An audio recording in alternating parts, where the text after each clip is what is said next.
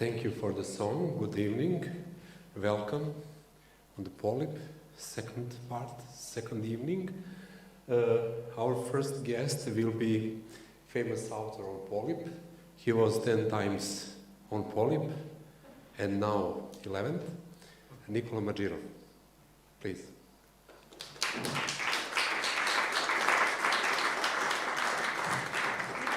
Welcome, Nikola. Can you tell us something about this song and this video and relation with your poetry? Thank you for coming. And the eye, in fact, happened in a very spontaneous way, kind of because I was a great fan of Michael Lee from Snarky Puppy and Becca Stevens, and while I was struggling for life in the COVID hospital in Skopje, it's happened that Becca found these lines that were published in UK, and they decided to make a song out of it together with Michael Lee. I didn't know anything about it. I wrote this poem a few years ago, and it was ending with, "In my hands I keep a home, a prayer room in a hospital garden." And I was in a hospital where they were creating this song. After I went out, I received the demo track of it. In a way, they were surprised that I was listening to their music, and that's what, in a way, hospital united us all. It became our home, our prayer room. Afterwards, they released the video, and the album will be published very soon, the end of September. In that way, the eye is watching exactly in this time where I was really trying to open my eyes at that time. Okay. The first song will be that song tonight. Those are the lines, and I will go on, we'll go on with other poems. Thank you. Okay, thank you. Nikola, you want to sit maybe in the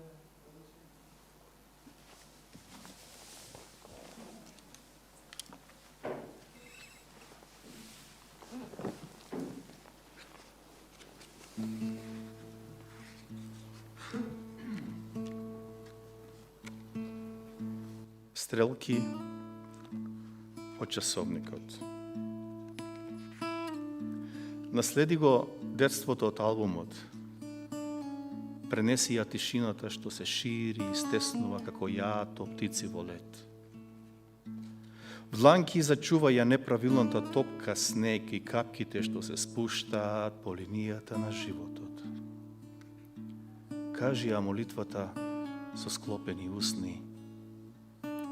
Зборовите се семе што паѓа в саксија. Молкот во утробата се учи. Молкот во утробата се учи. Обиди се да се родиш како голема стрелка по полног и секундите веднаш ќе те престигнат.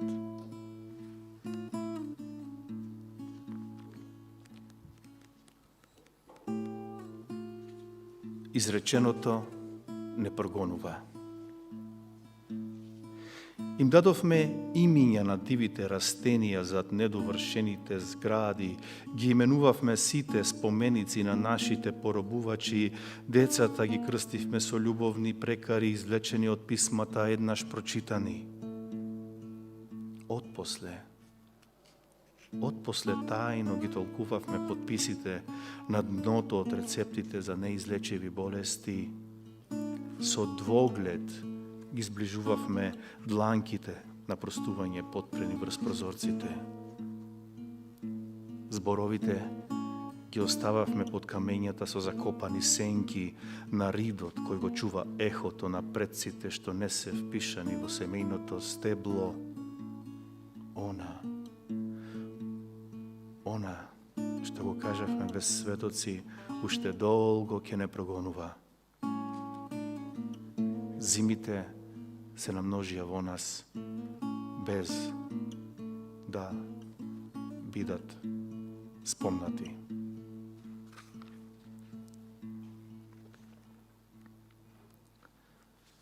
Обичното летно заноќување. Така изгледа летното заноќување. Прелубницата излегува на балконот со свилена ношница, трепетот над звездите што го пропушта, гранче паѓа од клунот на птицата што заспива пред да го изгради домот. Еден војник го спушта државното знаме со писмо од мајка му во џебот и атомските проби во утробата на земјата тајно ги оживуваат мртвите. Некој во мигот тивко ги толкува византиските неуми, друг ги преправа екзодусите на балканските и граѓански војни во името на универзалните вистини. Во фабричките дворови спијат статуите на учесниците во поништените револуции, врз складните гробови пластичните цвеќиња ја губат бојата, а обичните формата, и ова спокојство на мртвите од кои сме се простиле, не е наше. 2. Во селото со 3 осветлени прозорци, една бајачка ги предвидува само оздравувањата, не и заболувањата. Брановите изфрлаат шишиња, цело море што може да го впијат во себе. Стрелката од знакот за задолжителен правец покажува кон Бог. Рибарот откинува парче од небото, фрлајќи јадицата кон реката, а сиромашно дете ја бара малата мечка и планетата од која би сакал да потекнува. Пред прагот на убиецот со алиби, еден пердув се обидува да летне. И така изгледа обичното летно заноќување. Градот согорува во црвенилото на месечината и против пожарните скали чиниш водат кон рајот, дури и тогаш, кога сите се симнуваат по нив.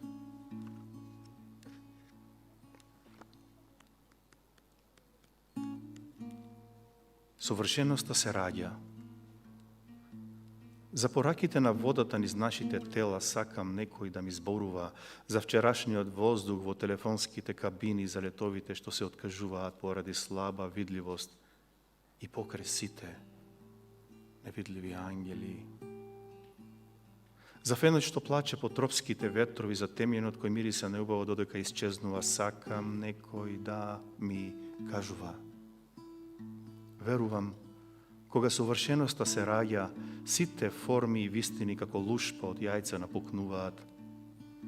Само воздишката на меките разделби може да ја скине пајаковата мрежа и совршеноста на замислените земји може да го одложи тајното преселување на душите. А што правам јас со своето несовршено тело? Одам и се враќам, одам и се враќам, одам и се враќам, како пластична сандала врз брановите на брегот.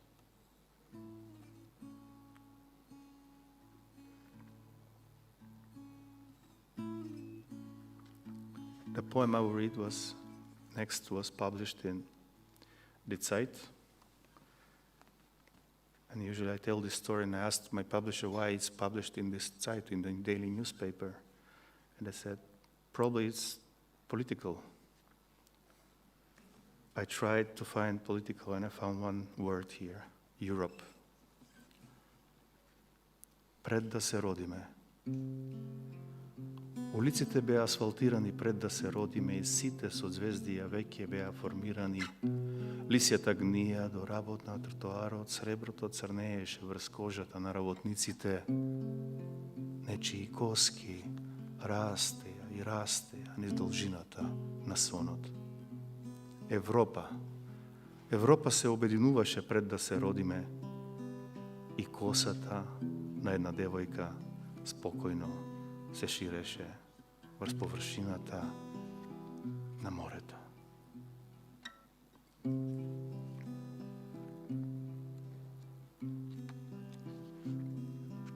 brz e vekot. Da бев ветер, ке ги лупев корите на дрвјата и фасадите на периферните згради.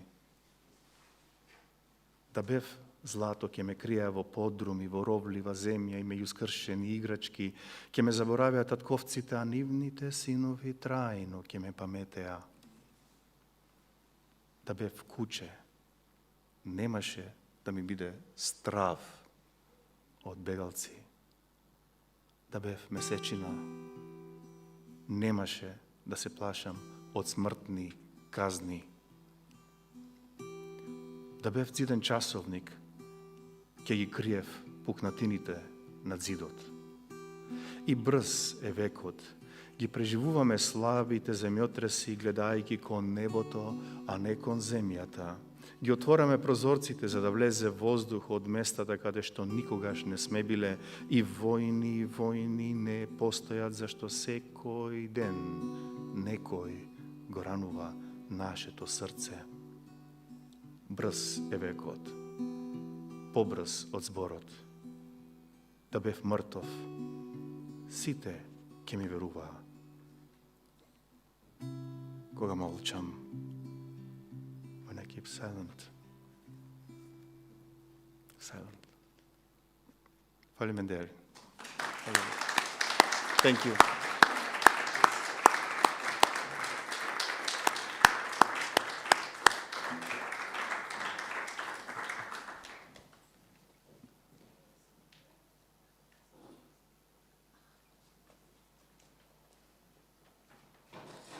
Mirama, faleminderit Nikola. Tash po e ftoj Milica Denković is invited on stage. Hello, welcome. I will read a short bio because the full one is in the website, as you already know. So Milica is from Novi Sad, Serbia, and she's a master in New Media Arts at Academy of Arts in Novi Sad, Serbia. Member of Artists Association of Vojvodina and has status of independent artist in the Republic of Serbia. What does that actually mean? What does it mean to have a status of independent artist in Serbia? You have like health insurance and you have this social... okay. You have a health insurance and you have this social, like, they pay you for a pension afterwards, the minimum. That's Impressive. The floor is yours. Thank you.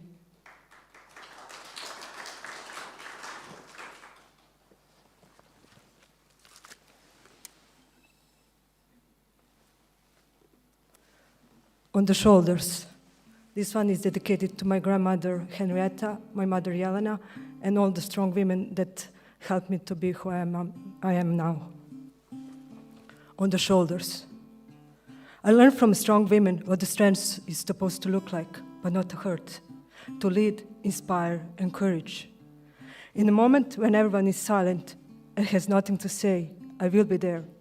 Will be talking or will be listening, according to what the heart says and the internal compass feels.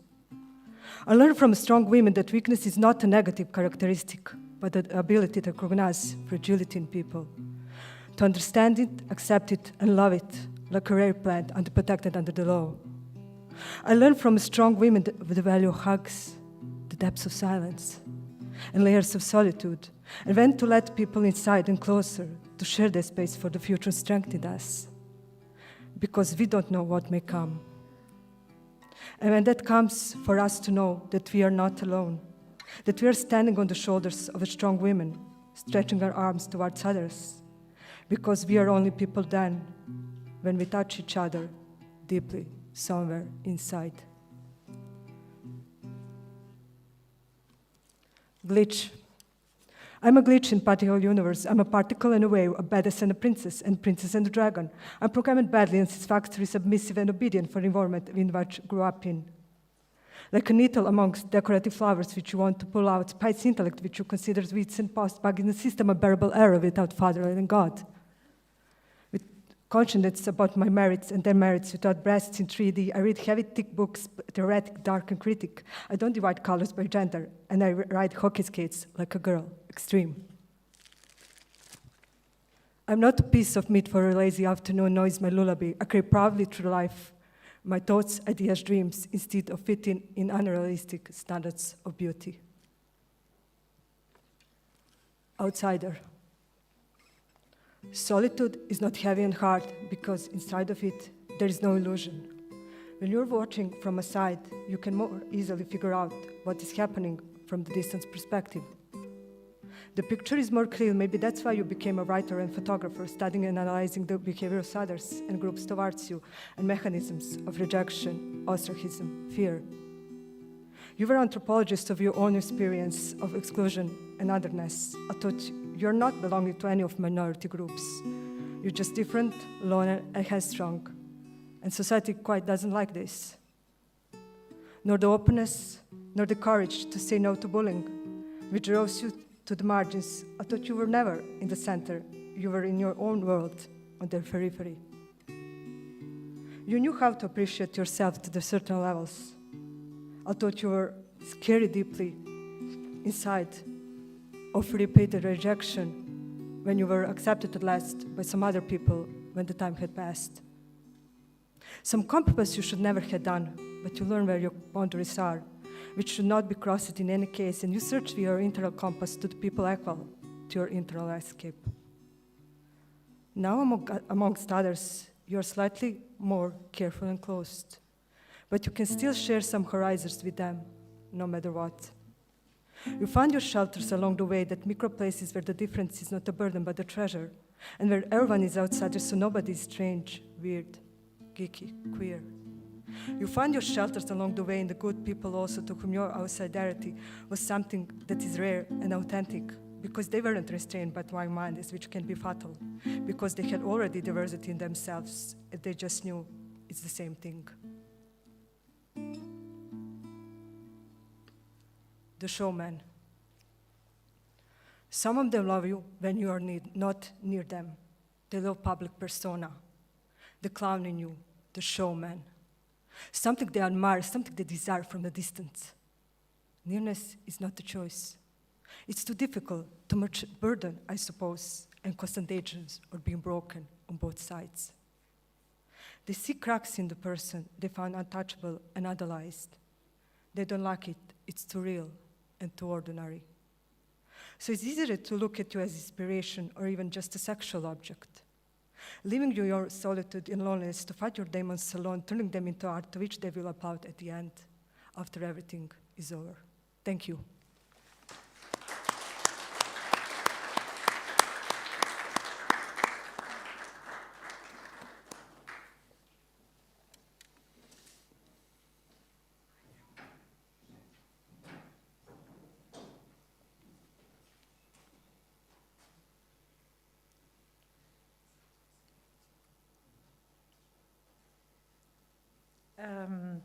E ftojmë Jehona Kicaj.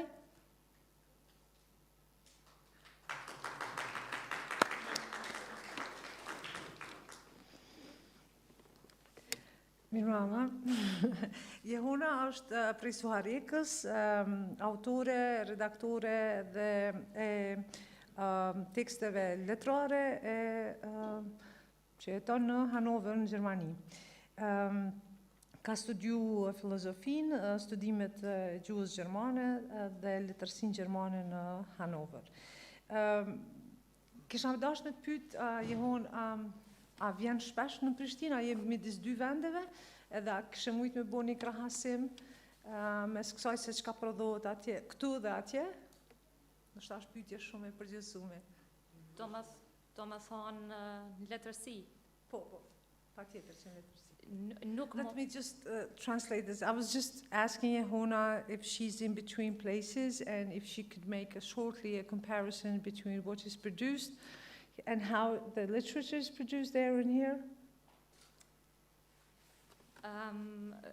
Për me orë shpesh, vi shumë shpesh, zakonisht si shumica shqiptarëve ju mësua ashtu me ardhë gjithë verës me familje. Në Prishtinë vi shpesh, po ma shumë që jam mësuari këtë familja. Krasim nuk jam gjendje me bo, se gjuhën e ku mësu unë për familjes edhe shoh që alo nuk e kam atë farë, nuk muj ashtu me kuptu letërsinë shqipe, po mundohna me mësu. Nështë letërsia është rruga ma e mira. Yeah, I think so. So just to translate shortly, Jehona says that I come here very often with my family, and I have learned the language, Albanian language, from my family. Therefore, it's a bit challenging for me to make a comparison between what is produced in literature in the scene here and there. And she says perhaps one of the ways to do that, to comprehend more Albanian, is actually through literature. Faleminderit shumë, dankeschön.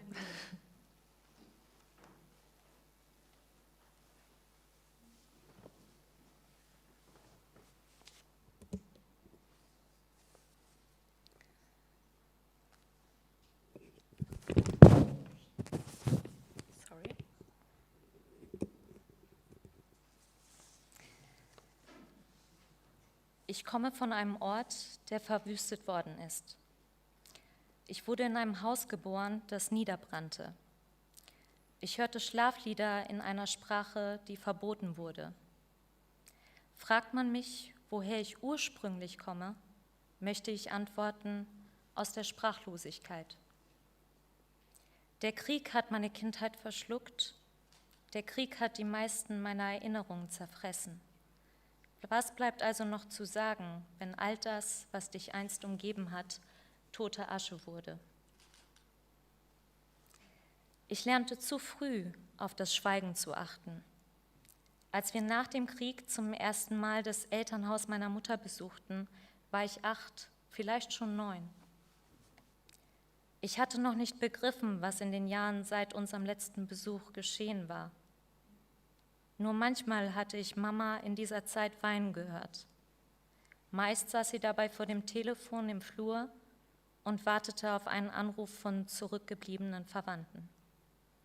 Nur manchmal hatte ich die Bilder in den Nachrichten gesehen.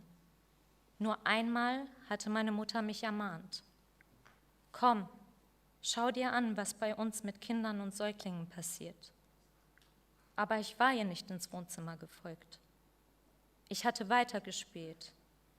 Nur ihr Ton hallte im Zimmer nach, fassungslos, verärgert, verzweifelt. Es muss schwer erträglich gewesen sein, die zerfetzten Leichen der Kinder zu sehen, während das eigene im Nebenzimmer unversehrt und unbekümmert spielte. Ich war mir sicher, dass es eine Veränderung gab, dass etwas geschehen war, aber ich wusste nicht was. An diesem Abend in dem Elternhaus meiner Mutter saßen wir zusammen und tranken Chai mit Zucker, so wie man es dort auch schon vor dem Krieg immer getan hatte. Ich saß auf einem der geblümten Sitzpolster auf dem Boden und musterte ihre Gesichter. Ich hatte sie jahrelang nicht gesehen und versuchte, die Narben zu entziffern, die sich in Stirn und Wangen gegraben hatten. Welche Sorgen, welche Ängste hinterlassen solche Spuren? Ich fand keine Antwort, hatte keine Vorstellung. Die ganze Zeit wartete ich auf ein Gesicht. Mein Großvater fehlte. Wieder und wieder sah ich zur Tür, hoffte darauf, dass er hereinkommen würde, aber er kam nicht. Als ich den Raum verließ und vorgab, ins Badezimmer zu gehen, schlich ich mich in die anderen Zimmer des Hauses. Vielleicht schläft er, dachte ich, und die anderen haben einfach vergessen, ihn zu wecken. Aber jeder Raum war leer.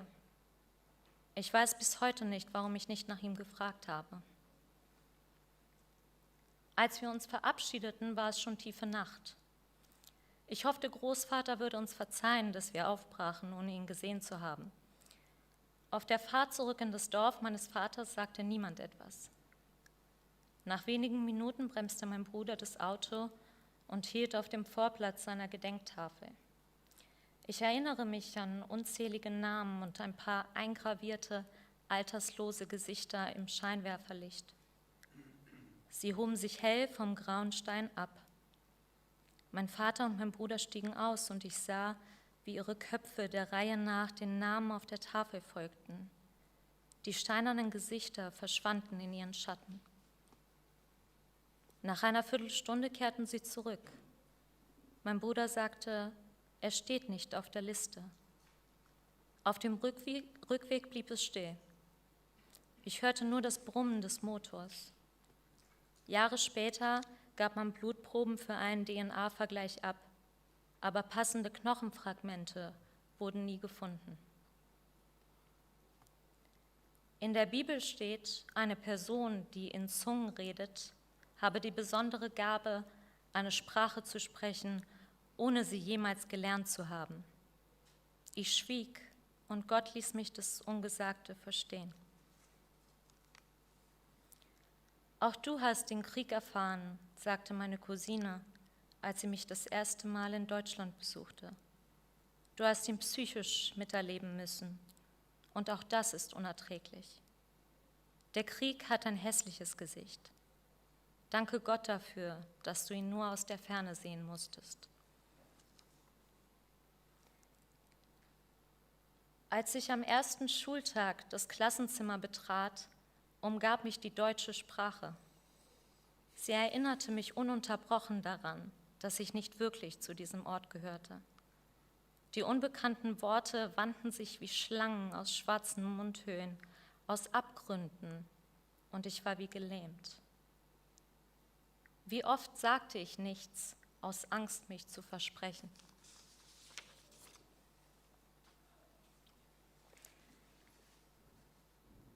Es gab da ein Kinderlied, wir sangen es in der Grundschule.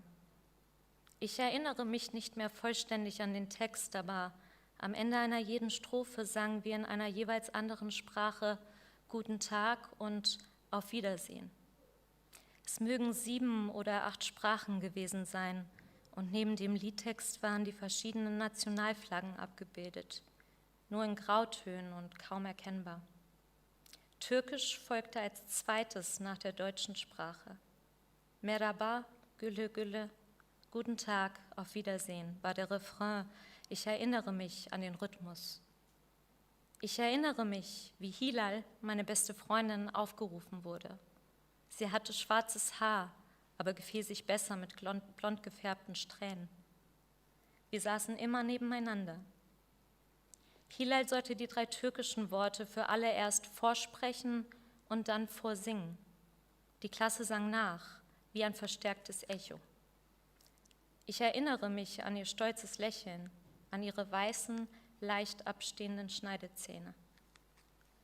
Die anderen Strophen folgten. Unsere Lehrerin sprach die fremden Wörter vor und rief einen Freiwilligen auf, die Strophe anzustimmen. Die nächste Sprache sei Jugoslawisch, sagte sie, und wir hätten hier doch jemanden, der sie spricht. Sie sah mich an, und erst als die anderen ihrem Blick gefolgt waren, verstand ich, dass sie mich meinte. Ich errötete und sah auf das Blatt. Unter den Noten, die ich nicht lesen konnte, stand eine Buchstabenabfolge, die ich zuvor noch nie gelesen hatte. Dobar dan, do videnja. Das sei meine Sprache, sagte sie. Mir fehlten die Worte, um zu erklären, dass das nicht stimmte. Also versuchte ich, die Buchstaben, die dort standen, zu Lauten zu formen. Ich sprach leise, kaum hörbar. Skeptisch musterte mich die Klasse und ich sprach die Worte nach. Als wir zur nächsten Strophe übergingen, suchte ich in den darauffolgenden Zeilen nach albanischen Wörtern. Ich wollte sie finden, wollte sagen, hier, das hier ist meine Sprache, und das eben war ein Missverständnis. Aber die albanische Sprache tauchte in diesem Lied nicht auf. Wir haben dieses Lied oft gesungen und jedes Mal sang ich den anderen die serbische Strophe vor. Jedes Mal sangen sie nach. Diese Strophe sollte meine Sache sein und diese Worte meine Sprache. Und mir fehlten Worte, um zu sagen, dass meine Stimme für diese Zeichen nicht bestimmt war. Die neue Sprache hat es mir versagt, mit ihr etwas zu sagen.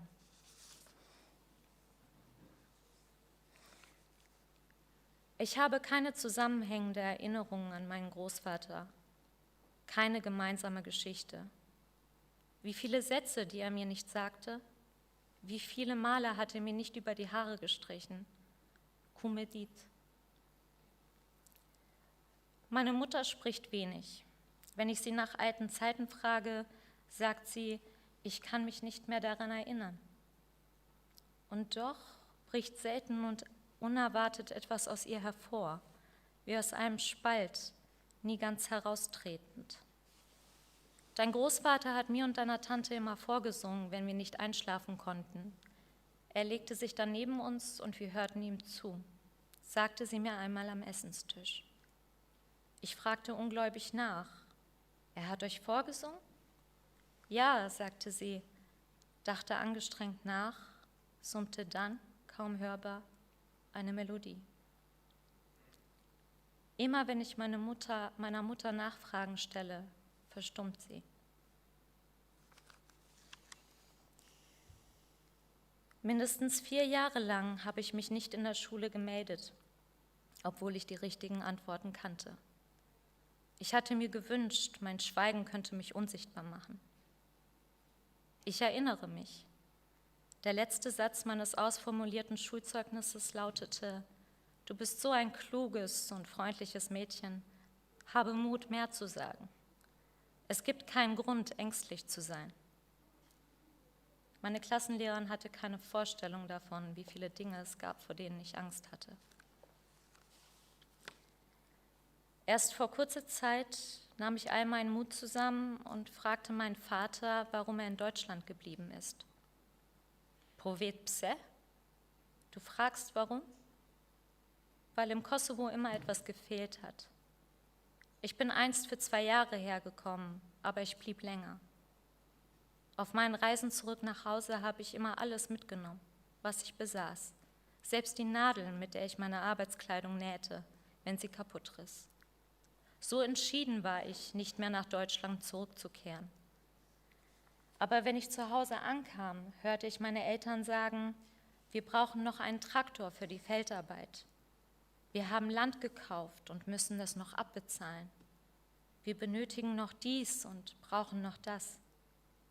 Und dann dachte man sich, ich bleibe nur noch 1 Jahr, damit wir das noch kaufen können. Nur noch das. Aber das hört nicht auf. Nach einer Zigarette sprach er weiter. Als ich einmal zu Silvester hinfuhr, fragte mich meine Mutter, mein Sohn, wie lange wirst du diesmal bei uns bleiben? Ich antwortete ihr, für immer. Ich kehre nicht mehr zurück. Während ich das sagte, schaute ich zu meinem Vater, der auch im Raum saß.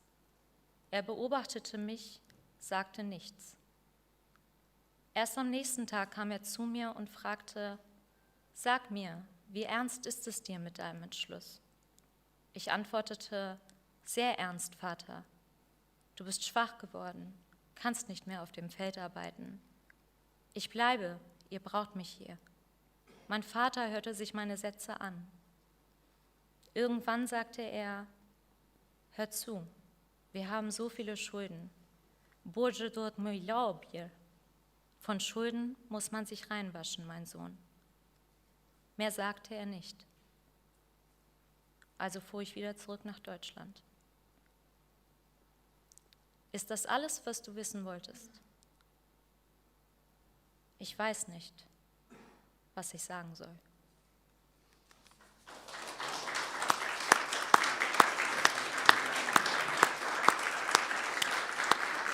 Kein Geld.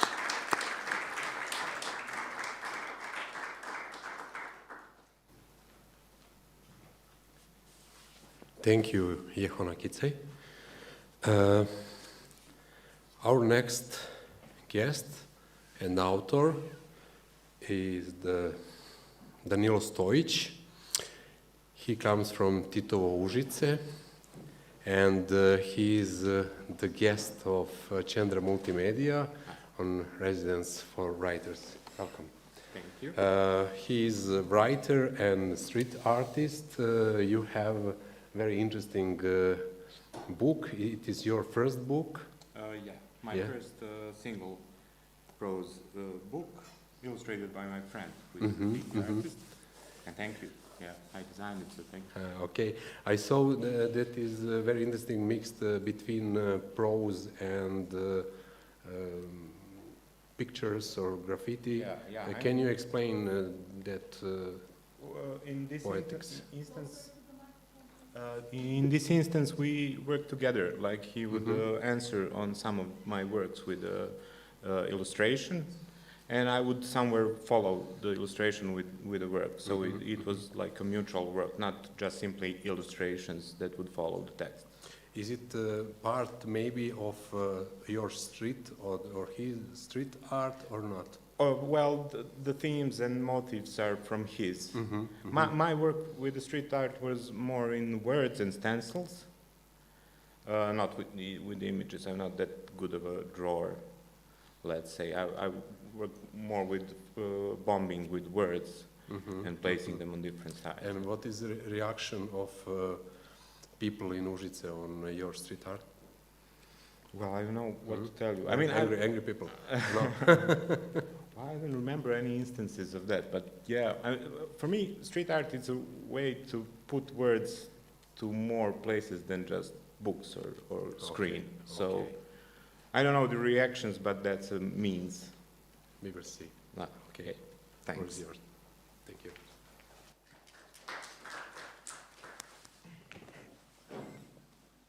Okay, I will read 2 short chapters from my book, Vreme poluraspada, Fallout period. First one is Krv nije voda. I used to cut myself, my hands mostly, although there were some cuts on the thighs, as I remember. I used to be proud of my beautiful collection of razors, pocket knives, and all sorts of blades that I created. Secret compartment for it in my desk. My father used to work in a leather processing factory and used to bring home these beautiful carved knives for leather cutting, sharp as a devil's tongue. Never had any clear idea about all of that in my mind, not even sure if I had any sexual or any kind of satisfaction from those routines, but I did it for years, which just goes to show how it was purely instinctual. And I would go so far to say that cutting can be liberating experience. Act of writing without using a single word.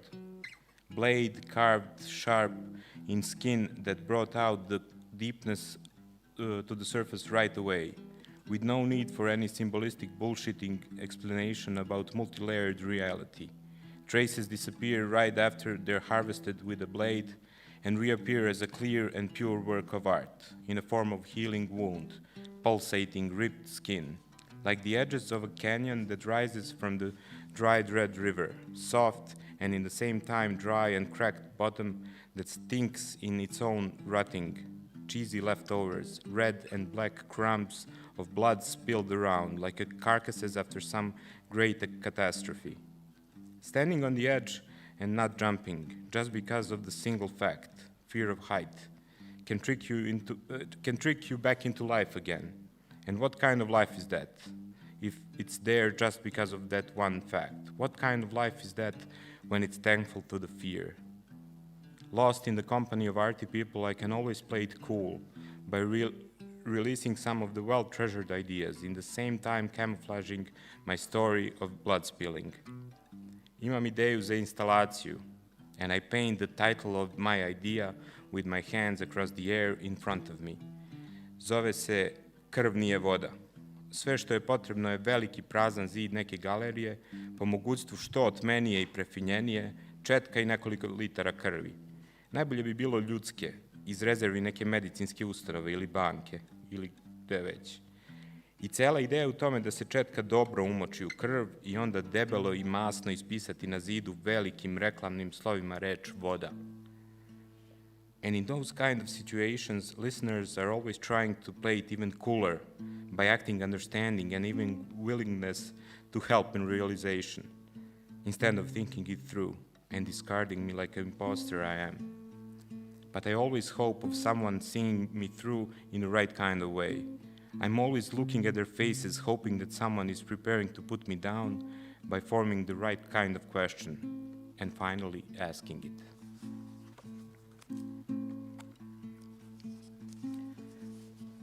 Take back the future.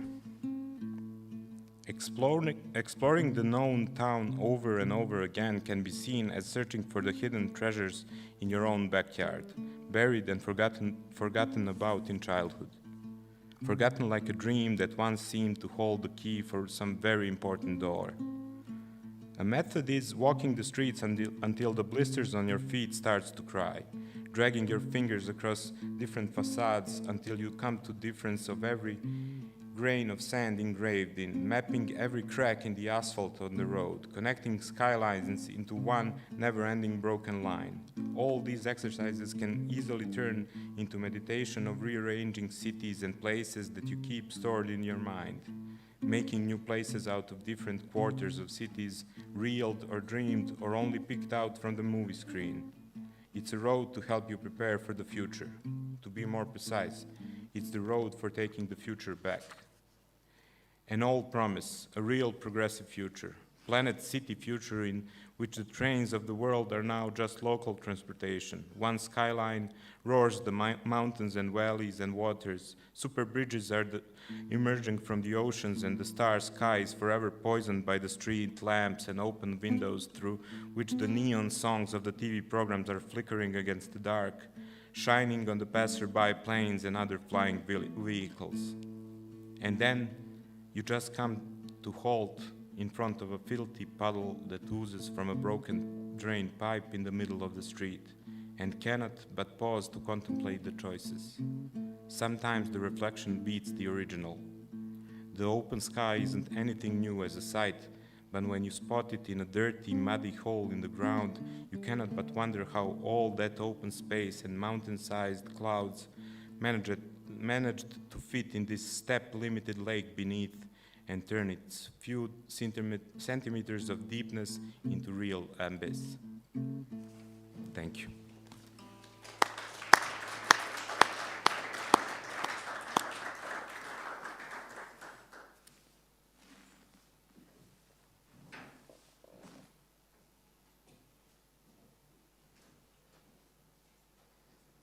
Thank you, Danilo. Now we invite Stanka, Radjenović, Stanojević.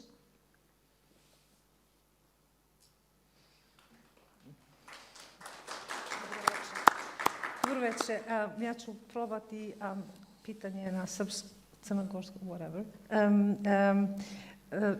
Before I ask a question, I was just say that Stanka is from Cetinje and she graduated from the faculty of... From Podgorica, okay.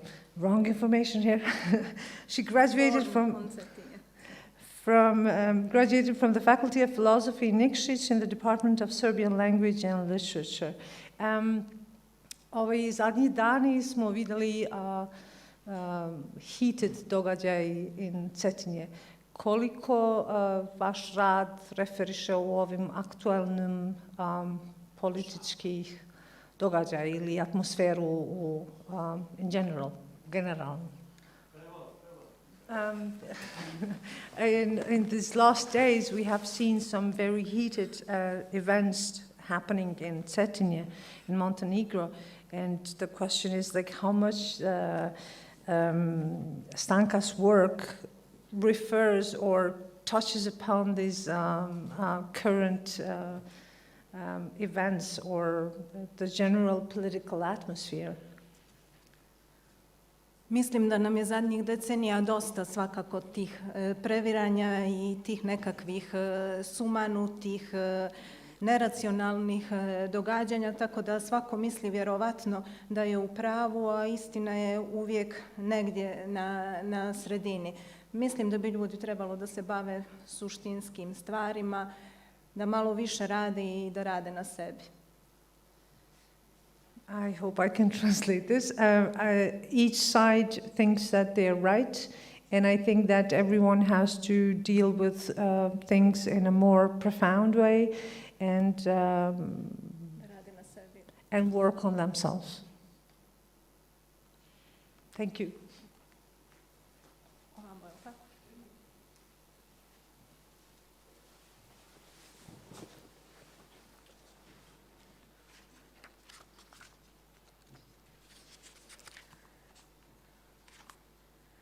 Nadriječ.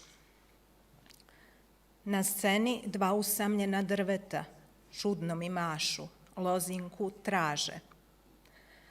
Na kojem jeziku da izgovorim spas za riječi probuđene, nerođene, dok napolju čuvaju krik gvozdene straže. Osjećam na nekom bih jeziku novom sve ljepše mogla da kažem.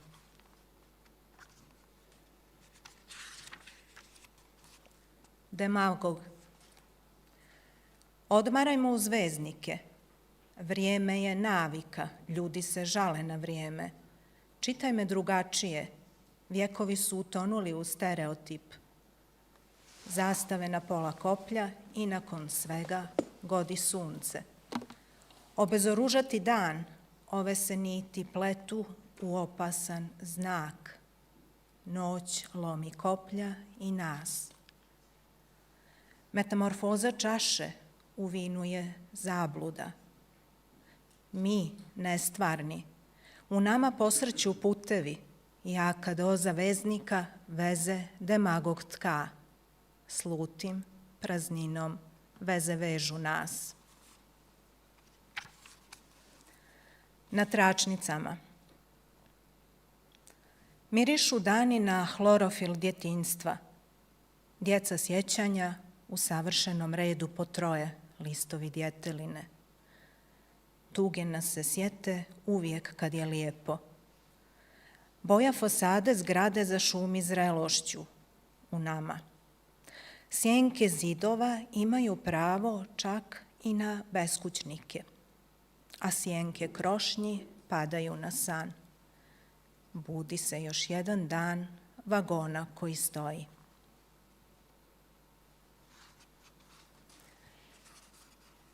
Kad ikad znanja.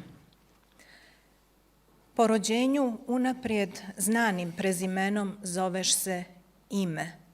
Onda bezubo i bezimeno vrijeme imenuje potrebe i neznavenja prije iskustva. Dođu igračke, cipele, haljine, kike, kravate, odjenuti malim i velikim školama, kao malim i velikim početnim slovima, dovraga s počecima, znamenja i kad ikad znanja. Zagrizeš teret suština i vučeš besomučno, najviše očekivanjem da će sjenka oživjeti. Daješ smisao svakoj nadi, dok istovremeno u biću čezne iščeznuće. Dubinom mi oko vrtlog sazda. Pristignu i sustignu razumijevanja, ali to čak odavno nije sjenka. Nisi ni onaj. Dug je svaki put težaka, vremešan, vremešan. Zašto najprije pakujem stvari, a povratak putu zaboravim? Pojavi se dan koji krvari. Bez mog susreta sa njim i spasenja u biću mom najlakša je zemlja. Novembrom njoj. Posvećeno baki po ocu. Uzalud eliksiram trenutke, uvijek isti autobus, sjedište, pravac i odredište, isti povratak i odlasci. Čudo osvježio reol suština, tačke uporišta za zbjeg postojanja, tananim, glatkim, suptilnim. Besmislom preobuče za lakši hod. Sve mora postati lako, potom bestežinsko, kao sitnice za sreću sakupljene riječi u kutiji nedosanjane glave. One, čije misli kad dovršavam u snu, a najčešće nosim kao niske pritislih oblaka i s kojim mi ni mukom, a ni mukom ne natjera kišu na plač. Ponekad suza umije vrijeme i olakša kapke ka suncu. Čim zajeseni, sjetim te se kroz opravdanje, živo mjesto molitve, kao da imam kome. Ni svaka greška nije uvijek i na isti način grešna. Sve što pamtim, izgubim. I pamćenja su brojevi koji gnjuraju glave u pijesak. Decenijama tražim nit podzemnog, nevidljivog. A željela sam je čitavom svijetu pred sunce prinijeti. Tragam da tu iskidanu nit privežem za dok, čim me dovoljno brodova odveze. Obično novembrom gustiram cimetu spomen. Sjećanja rumom obojim kao jagodice svog, a bivšeg lika. A ona me neprekidno prinose na žrtvu. Hvala vam.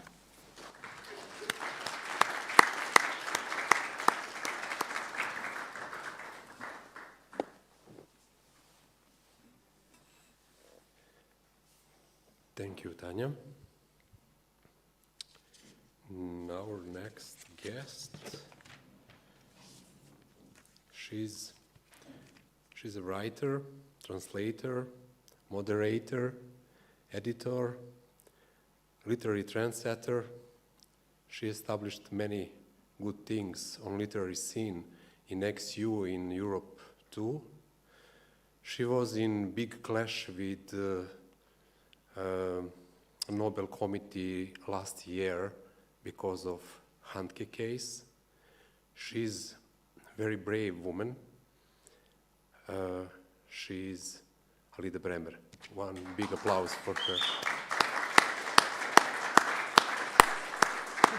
Thank you. Welcome, Alida. You are an important part of that festival, and now you will read something from your new novel. The title is Träume Kulissen. Und Kulissen. Und Kulissen. Kleines und. Träume und Kulissen. Can you explain a little bit context of that story? Yes. Yes, I am very happy that I can present it here in Pristina and on Polip, because this festival is also for me very important and I like it very much. It is a new novel, 1 month old, and it is a novel about dreams and backspaces, Snovi I kulisse, Träume und Kulissen. In the summer, in July of 1936, in 1 week, in Split, happened very many things together. But this summer 1936, is important for very many, of course, obvious things in Europe. It is summer of Olympia in Berlin, Nazi Olympia. It is summer of begin of Spanish Civil War. It is summer in British King Edward VIII is making vacancies on Adria, and he swim without clothes with his lover in Adria. So that was the British idea about 1936. It is a moment in Europe and in the world where refugees are not so en masse, but rare.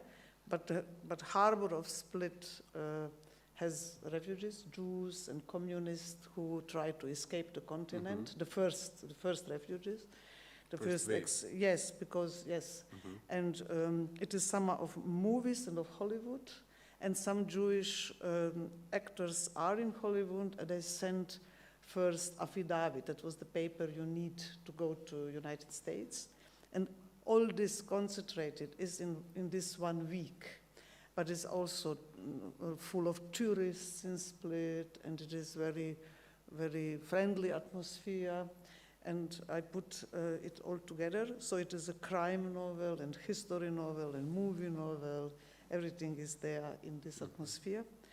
I hope it is very interesting for readers, because I receive very good critics.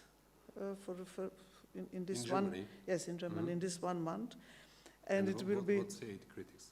They say they are surprised about because it's very unusual novel.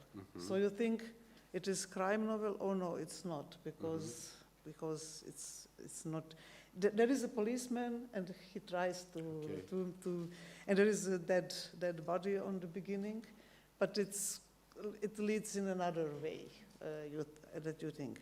Then it is a moment of the birth of fascism. There are Italian fascists in the city, and they use this moment of crime story to make a fascist riot in the city.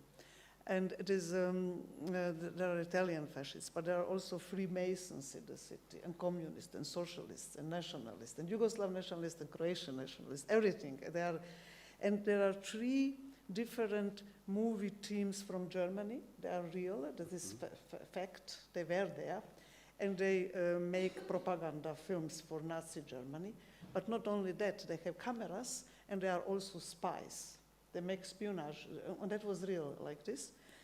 And all is in this one novel, so the critics are, what is this now? And yes, it will be published in Croatian in spring. In Fraktura, yes. It was hard to find a publisher in Germany after the clash with the Nobel Committee. It was.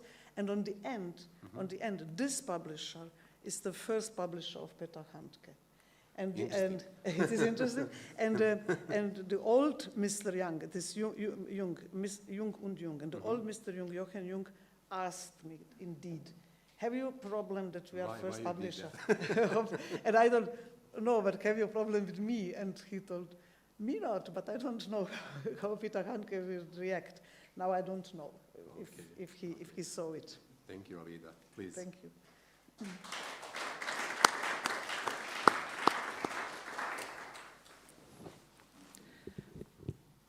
Because my explanation was so long, I will read short, and you can find it in English in our Beton International, longer part, and I will read very short. And I read in German, and German is not my mother tongue, but I write in German, so it's a little bit unusual for all people who speak German. They will hear that I have South Slavic accent. Ein Riesenfisch lag seitlich ausgestreckt auf einem Haufen Fischernetze. In der Morgendämmerung schimmerte der Bauch perlmuttfarben, während sich die schwarzen Flossen immer deutlicher abzeichneten, je näher Antonio Petrinelli dem Ungeheuer kam. Seine Schritte waren etwas unsicher. Er war angenehm betrunken und bis vor einigen Minuten noch sorglos heiter gewesen, denn die Nacht hatte er in der besten Gesellschaft verbracht, die diese Stadt zu bieten hatte. Plötzlich spürte er die Brise, die vom Land Richtung Meer wehte. So ist das Leben, dachte Petrinelli, von der Luftströmung beinahe nüchtern geworden. An einem Tag spielst du die ganze Nacht Rescheta und Brischkula, lässt dich vom Direktor der Zementfabrik mit Kutteln in Zwiebel-Tomatensauce bewirten, trinkst für das Blutbild Rotwein dazu und am anderen Tag schon kann dich der Tod dahinraffen, allen Bemühungen um die Gesundheit zum Trotz. Er dachte an seine Mutter, an die er sich immer dann erinnerte, wenn er Gründe für ein schlechtes Gewissen zu haben glaubte. Er konnte froh sein, dass sie jetzt nicht auf ihn wartete und durch die halb geöffnete Tür ihres Zimmers nach ihm rief, um zu überprüfen, ob er nach Hause gekommen war und wie es ihm ging. Aber trotz der Erleichterung überkam ihn ein Gefühl der Einsamkeit. Er ging jetzt langsamer und fixierte dabei das mächtige Tier. Komisch, dass die Fischer es einfach haben liegen lassen. Sicher werden sie bald kommen, um es zum Fischmarkt zu transportieren, dachte er und wurde noch ein wenig nüchterner. Das ölige schwarze Meer umspülte die Kaimauern und man hörte das Knattern, Surren und Quietschen, die Geräusche ankernder Schiffe, die Antonio Petrinelli, obwohl er in der Hafenstadt geboren war, noch nie beachtet hatte, die ihm jetzt aber besonders laut vorkamen. Nun war er nur noch wenige Meter vor dem Haufen aus Fischernetzen entfernt. Sie waren mit Kork besetzt. Die Korkrädchen sahen aus wie getrocknete Feigen. Mein Schädel ist eine Camera obscura, dachte er, und machte sich klar, dass er alles, was er sah, auf den Kopf stellen musste. Das, was er für den Bauch des Fisches gehalten hatte, war plötzlich der Bauch eines Mannes, dessen weißes Hemd sich in starkem Kontrast zu einem schwarzen, aufgeknöpften Jackett abzeichnete. Die Schwanzflosse war eindeutig eine Hose, die in einem Paar schwarzer Lackschuhe endete, während der Fischkopf tatsächlich ein weißes Gesicht mit blutigen Spuren und weit aufgerissenen Augen unter dunklen, nach hinten gekämmten Haaren war. Er fühlte sich wie in einen Traum versetzt, nur dass er wusste, dass er nicht schlief, sondern wach durch den Hafen von Split wankte, um nach Hause zu kommen. Und er musste sich beeilen, denn er spürte, wie sein Mageninhalt in seine Speiseröhre stieg. Die saftigen Kutteln, die bräunliche Soße und der schwere Rotwein, das konnte er sich wahrlich nicht erlauben. Er konnte sich nicht einfach hier mitten in der Stadt in aller Herrgottsfrühe übergeben. Verfluchte Filme. Seit seine Mutter tot war, war er dieser Mode verfallen und ständig im Kino. Jetzt sah er, was er davon hatte. Filmszenen tauchten vor seinem inneren Auge auf. Danke. Thank you.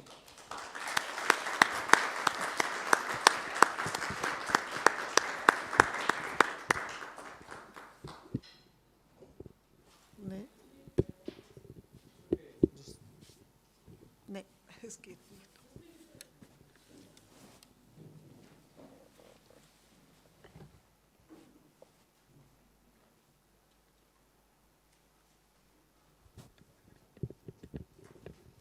Thank you, Alida. And the last author is one of my favorite, Adelina Tërshani.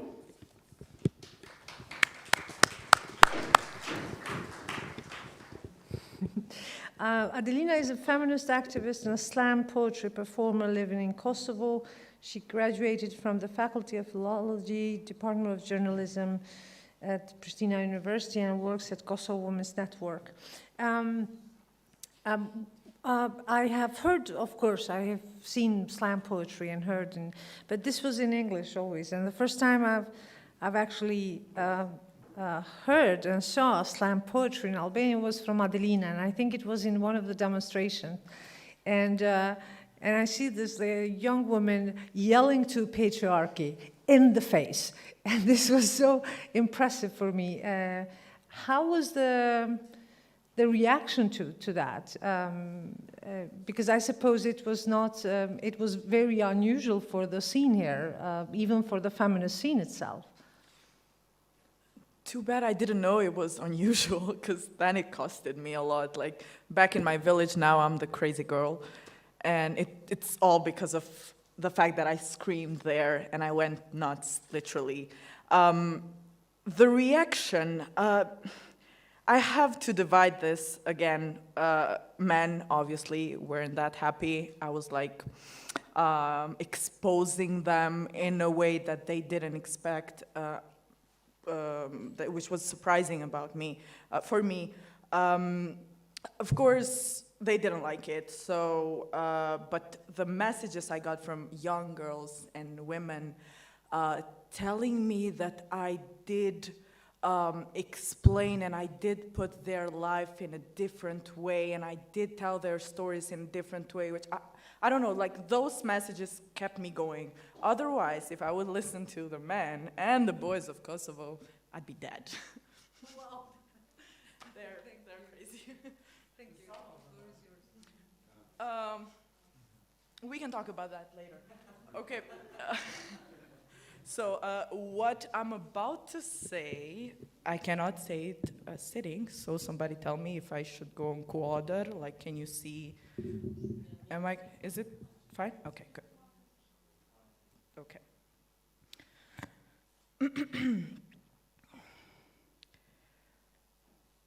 Shtëpia e vjetër që të përzan. nuk është shtëpia bash veç një copë betoni. Në shtëpinë që ja ke numru çdo tull, s'ta bojnë venin as kur je veç në tullën e 10. Shtëpia që ja ke numru çdo tull nuk është e jotja veç pse ti një meja din numrin e shkallëve për në dytin kat. Shtëpia që ja ke numru çdo tull e ku datën e periodave të para me gjak e ke vizatu nuk të mon men veç se edhe qeremitët në kolm ja ke numru. Shtëpia që ja ke numru çdo tull nuk është domosdo shtëpia e jotja, se ati që i shkon fjala aty, sigurohet me të mbajt shkëputun prej saj emocionalisht e materialisht. Shtëpia që ja ke numru çdo tull nuk t'i mon men hapat e parë që i ke qit në temelet e saj. Shtëpia që ja ke numru çdo tull nuk t'i mon men teshat që t'i ka piku me lang lampariet vjetër edhe pse janë kon teshat e ditës të parë të shkollës. Shtëpia që ja ke numru çdo tull nuk ta mon men as zhurmën e shuplakave që i ke marrë mrena mureve të saj së është mësu edhe ajo, që çdo gjenerat gruje të rritun në atë shtëpi me patë nënshtrume, të pavullnetshme me aqit emrin asaj e vet asaj shtëpie. Kret gratë para teje, thot ajo, mi ka numru tullat, ka jënë që ka dale me ashtru sofrën burrit që i ka gjakos, po asnjana nuk ka dashur të tulla me i bot vetat, edhe shtëpia është dorëzu, edhe pse në tullat e saj historitë e gjyshës, nanës, motrës e tondën i mban e shtëpia, që ja ke numru çdo tull ka vendos vetiu me u rënu, që mës me pa ma vetën hiset burrave që si adin vlerën shtëpia, shtëpi, edhe me çka ka ndorë është të luftu e ti, çka po pret moj gru. Faleminderit.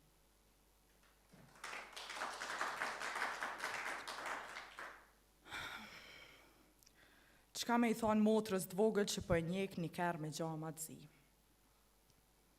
O sa me shpres më drejtohet, nis me më kazu që në shkollë po i shkohet, po s'po dënë me shku. Adelin, një kerë me gjama të zi po më përcjell gjithë prej shkollës të stacioni, çka me ba? Që 2 herë që i ngjit na njerëzve të huj me shku deri te stacioni autobusave, ti e din që unë vetë rri gjithë. Nashta dhe aj që po më përcjell e din çka me ba, Adelin. Shumë fort po më rre zemra kur po e shotu e ka dalu kerin me i sinkronizu hapat e me po tutna shumë. Adelin tash po të rrot herët. Territ po i tutna edhe ma shumë. Çka nëse i qeli syt në atë kere kërkush s'mundet me mpa prej gjamave jashtë për shkak se janë të zi, unë po du me vazhdu me shku në shkollë, Adelin.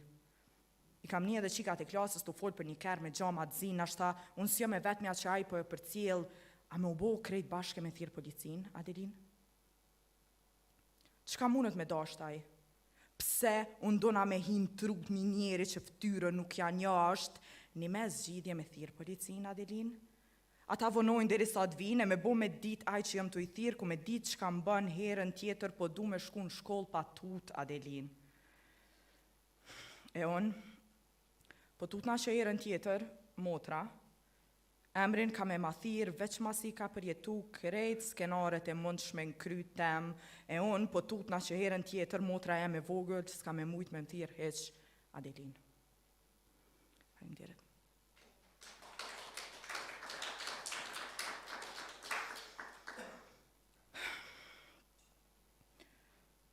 Kundër përgjigje.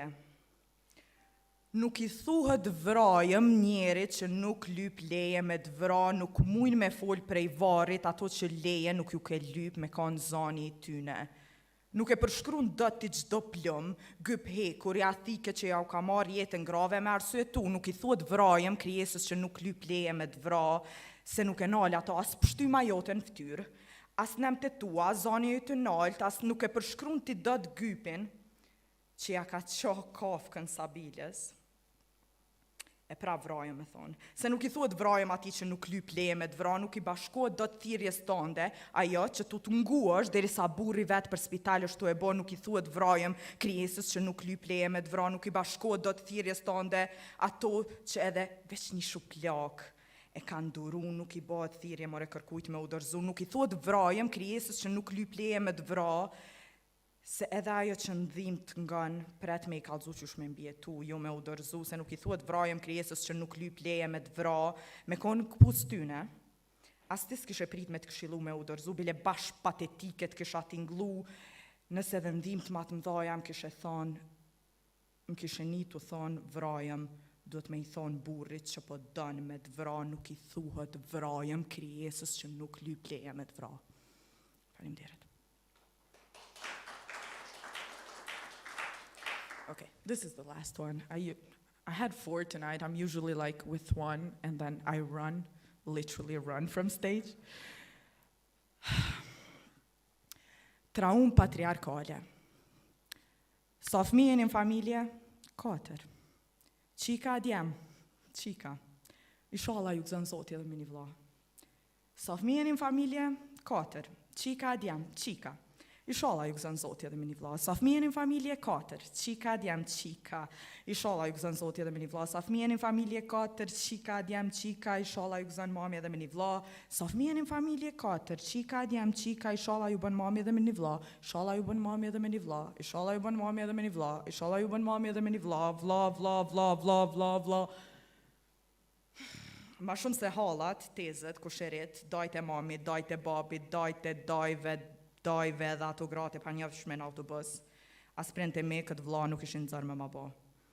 Qështë bojnë më remuni kur gjë, veç pse s'ki vlla. Qështë truni ju ka shpërla, kofshin bura, gra që shmujnë më rekështu senet si me thik, mi nda e mu, që to trauma po mi rikthejnë që ato balona kur piq për thejnë, it's a boy! E burri, kur të kaltër të në shes, syti vizlojnë edhe gruja gëzohet se mo nuk ja shurdojnë. Gëzohet edhe që në shpit babës se qojnë që një ka në shpes sun po e bën hëgjallare në mjek nuk e maltretojnë se ati, ama burri nuk e kontrollojnë se ati langun magjik nuk ja kontestojnë. Unë qasoj grusja ka I halin se ti që e ki pushtetin ti let qaren ja bën vetit po asaj qysh në kry me ashti që nuk ka ardhë këto këty me të maru fmi, qysh me I kalzu që as sekundin mës me plak tu me nu ty fmi qysh me të maru mërë ti ku po je sigurt djali atë plakët burra gru. Që atjerë në me alti kishe gjua nashta po jo pse je gëzu, po për shkak se krejt projekcionet para syve tu kanë rënu, veç pse hisën tonde, s'po bëjka me trashëgu një gru.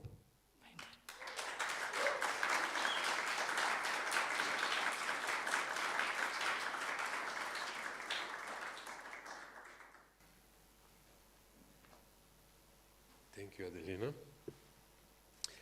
Okay, folks, that is all for today. Polizeistunde kommt sofort.